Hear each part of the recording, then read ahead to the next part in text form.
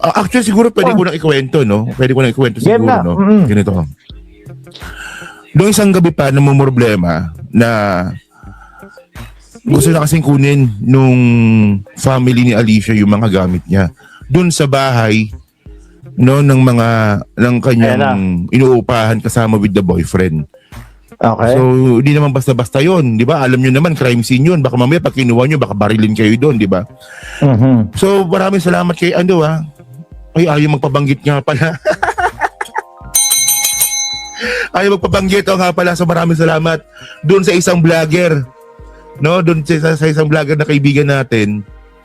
No, na siya nga po tumulong, no, para nga po makakuha ng Caloocan Police. Makapasok. Para nga po ma-assist yung pamilya ni Alicia na makuha nga po yung mga gamit niya dun sa loob. So marami po nakuha sa loob ng mga gamit. Meron pang mga bagay na hindi ko pwedeng sabihin. Na Okay. malaki po yung magiging epekto nito sa kaso nga po ni Alicia. Alam niyo, meron akong tanong kahapon no, na paano pag umuwi na yung pamilya ni Alicia? Sino na mag-aasikaso ng kaso niya dito? Ayun ang pinakatanong. Pero tingin ko si Boss Mike Sabera, hindi bibitawan yan. No, kung sakali lang, ang tinatanong o ang usapin ay kung sino ang mag-aasikaso.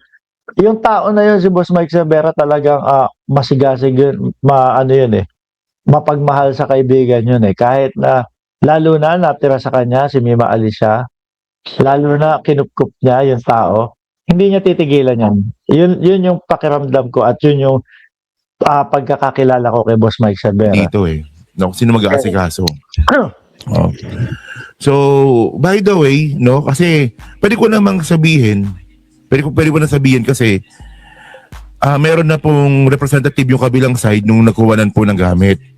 So, alam nila yon na nakuha na po. May nakuha po silang dokumento na pinautang po ni Alicia. Ayan. So, eto, narinig ko din to sa vlog ni Boss Mike Cervera na kaya nga 'di ba sinasabi niya doon sa kanyang ibang mga vlog na Mima, baka pwede mo naman gawa ng paraan, no, na mabayaran. May ganun parinig si Boss Mike Cervera at kung hindi ako nagkakamali, million ho talaga mga kababayan yung pera, no, na nawala din kay Boss Mike Cervera. Pagkakaintindi ko is humiram si Mima Alicia kay Mike Cervera, mga bossing, tapos ipinautang din sa iba yung pera dahil may tubo. Ganon yung pagkakaintindi ko. Dapat ikaw sabihin dapat Pero madaldal po ako Meron sila nakuha doon na Cheryl, hello. At yon, posibleng maging daan. No? Mhm. Malaking pera. Wala nyo kung magkano. Malaki. O nga pala. 1.6 million?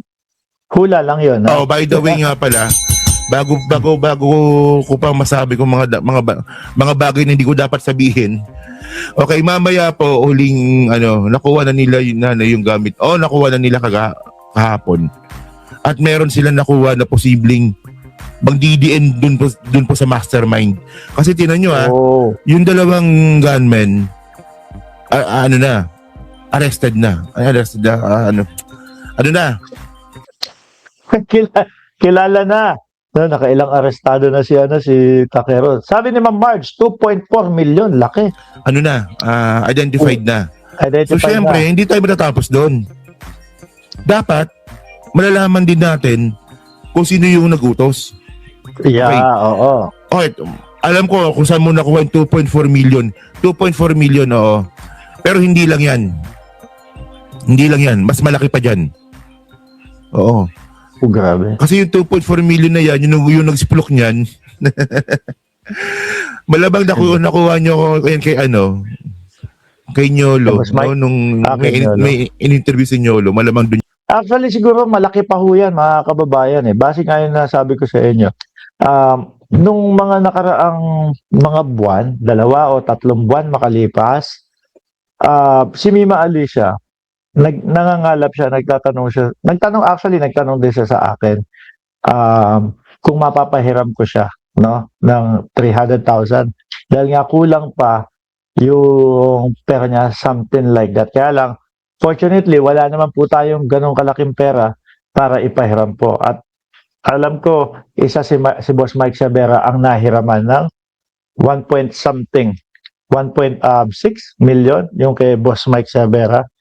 Hindi lang po siguradong eksakto yan, pero nasa ganoong figure po. Yun nakuha yan. Nadulas meron nadulas Oo. 2.4 million, tapos meron pang iba. Wow. Oo. So, malalaman nyo kung ano talaga yung sabi ko na sa live ni Yolo sabi ko na ayan na. Sabi ko na kung saan yung nakuha yung 2.4 million. Oo. Actually, Laki, hindi siya no? ibang tao. Ang laki, isang ano yun, siguro isang second hand na Tesla diyan sa Pilipinas, yung 2.4 million. Isang tao lang. Kaya na nga, Isang tao lang. isang tao lang. Oo. 2.4 million plus meron pa. Dami. Oo. Related ba sa politics? Sinasabi ko na po sa inyo, hindi. Hindi po ito related sa politics, kaya hindi kami kinakabahan about politics. No? Pero syempre, mas kinakabahan kami kasi ito, sabi nga po ng PNP, sindikato nga raw po ito. Mhm. Di ba? Yung jowang bakla, Gawang bakla. Ulitin ko sinabi ni Takeru Miyamoto hindi about sa politika kung bakit pinaslang at kung bakit pinatahimik si Mima Alicia po, mga kababayan. hanggang ngayon nagtutulog-tulugan pa rin. Yun yung boyfriend. Kasi nagtataka ako, mga bossing, ang tama sa balikat tsaka sa paa. Ano po? Siguro mga ilang araw, sabihin na natin na pero makakapagsalita at makakapagbigay na ng salaysay yun No? Makakapagwento na po yun, mga kababayan. Pero hanggang ngayon, parang wala pa din akong naririnig tungkol sa kanya. No? Yung jowang bakla nagtutulog-tulugan pa rin, no? Yung tama ng jowa kasi, ito yung balita doon, no? Hindi naman naabot ng 10 milyon, hindi naman naabot, no?